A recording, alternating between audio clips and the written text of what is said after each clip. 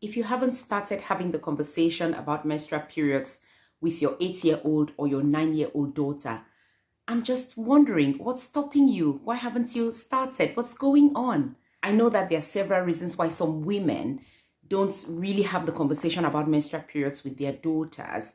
And one of the major ones that always surfaces is the fact that they don't feel comfortable to initiate the conversation. They just don't know how to start it.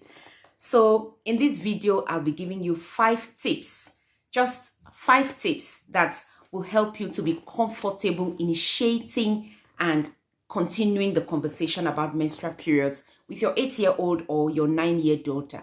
Basically, your daughter who hasn't had their menstrual periods yet.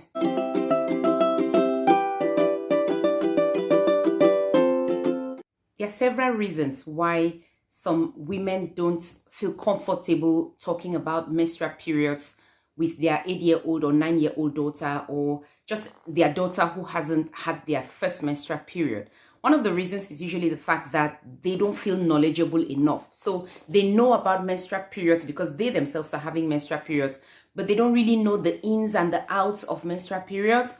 And so they don't feel comfortable talking about something with their daughters when they may not be able to answer the questions, They don't know the real details about it. So because of that, they just shy away from it and they just hope that their daughter will get to know about it. Probably that's how they too got to know about menstrual periods.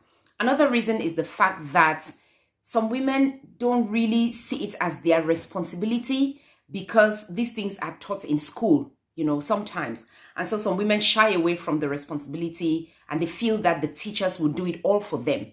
And because of that, they do not sit with their daughters and have a real conversation about menstrual periods before the menstrual periods start. There's even a third reason where in some cultures, the menstrual period is still a taboo thing.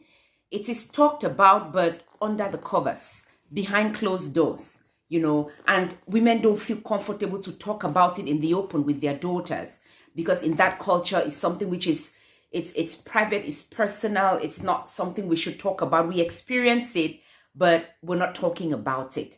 So because of that, they would not really talk about it with their daughters. There is yet a 4th reason, which I'm really interested in. And this is the fact that some women find it difficult and they find it challenging talking about menstrual periods with their daughters because of things that have happened to them in the past. Some women have had challenging upbringing. They grew up just struggling to survive. Some of them were taken advantage of, and issues about their menstrual periods just made things complicated for them. And sometimes they've seen themselves in the light of the things which they went through. And these things are making it a bit challenging to talk to their daughters about menstrual periods. And I just want to address this while I'm here.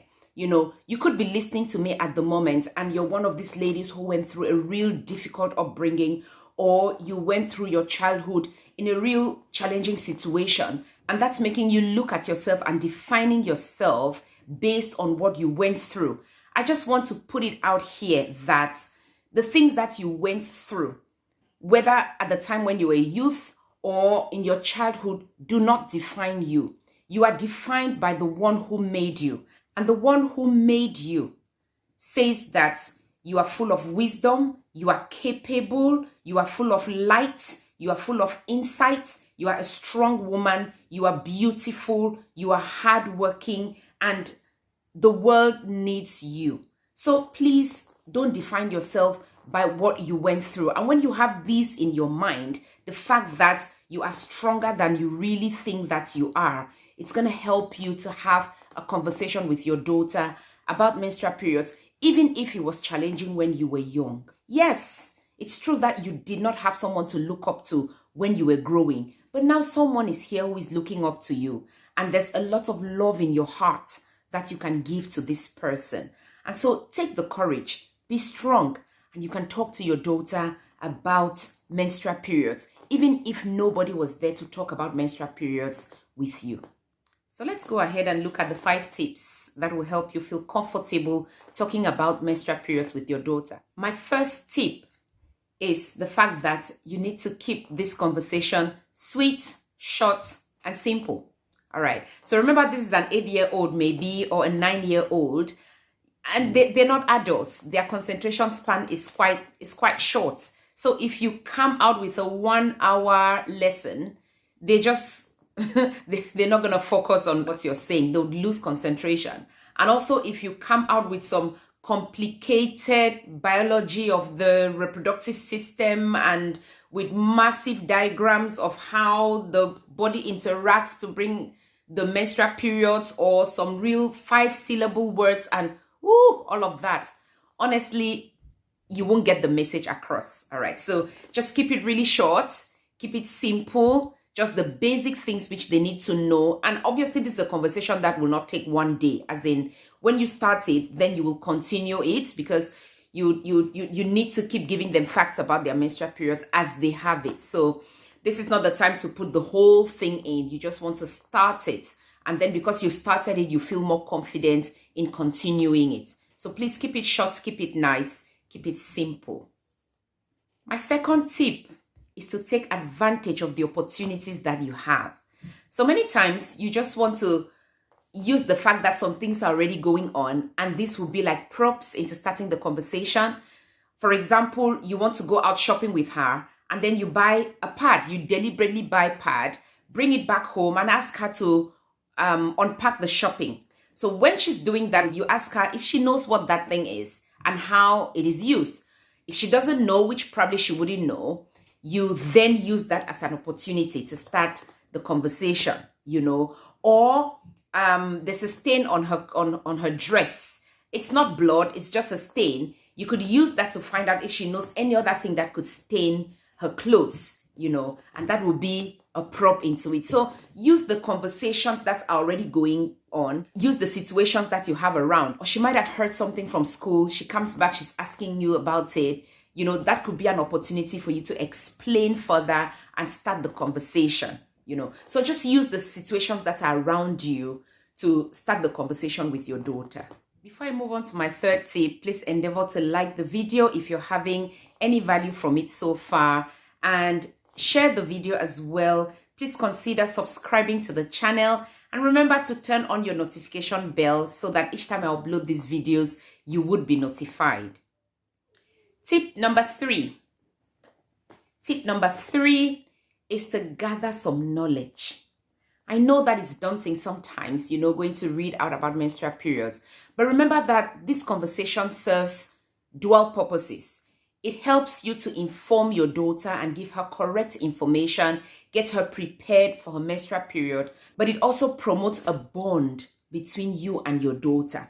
Your daughter is going to learn to trust you because of the information which you're giving her. So it's very important that before you even start this conversation, please gather some knowledge. Nothing really complicated, but just the basic things. You want to know exactly when menstrual period starts, for example. You want to know how long it lasts. You want to know how to calculate the menstrual periods. And by the way, if you haven't yet watched my video on calculating your menstrual periods and knowing when your next menstrual period is due, I'll leave a link in the description below, and you can use that as a resource when you talk about menstrual periods with your daughter. So it's important that you just get some knowledge, some basic knowledge yourself, so that when your daughter asks you some questions, you can answer the questions.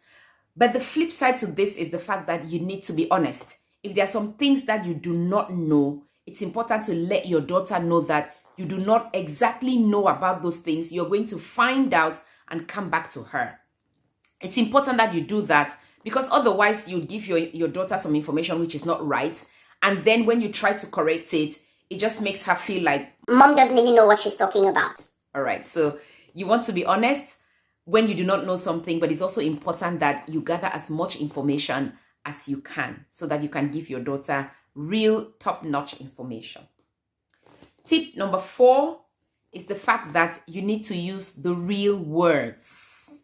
Now, this is a bit tricky because in many households, we've used different words to mean different things. All right. So people use words like the bum to talk about the buttocks.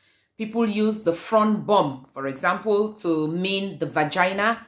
But when you start talking about menstrual periods to your daughter, please use the right words. It's a vagina. it's buttocks, for example, it's blood, it's menses, it's the menstrual period, or it's periods. It's important that you set the foundation straight, and then they know what the right thing is, and they can feel comfortable talking about it with you because you've been upfront with them as well.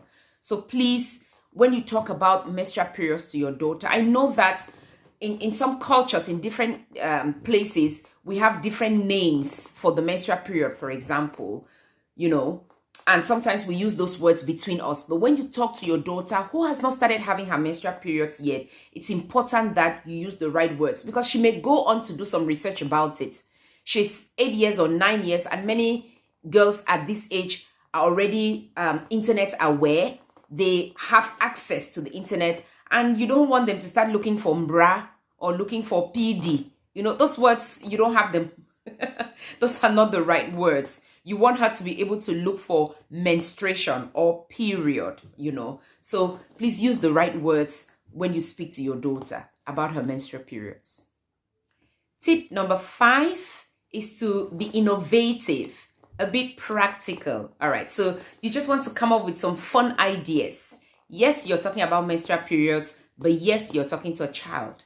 And generally, they like anything fun, anything playful. So you can come up with different ideas to bring this information out. One of them is, say, using a teddy bear to demonstrate. Another one is using images or using pictures or drawing something, or just showing her something that will be a visual aid for her. So usually they would do better at participating in these activities or seeing the diagrams or even drawing the diagrams rather than sitting down for maybe 30 minutes and listening to you. All right, so you just want to be a bit innovative and just come up with a few ideas that you can use to make sure that the information which you're giving your daughter sticks. She can remember the diagram that mommy drew, or she can remember the picture that mommy showed her. She'll remember these things better than the lecture that mommy gave. So you just want to be a bit innovative. You also want to discuss with your daughter how to care for herself during her menstrual periods.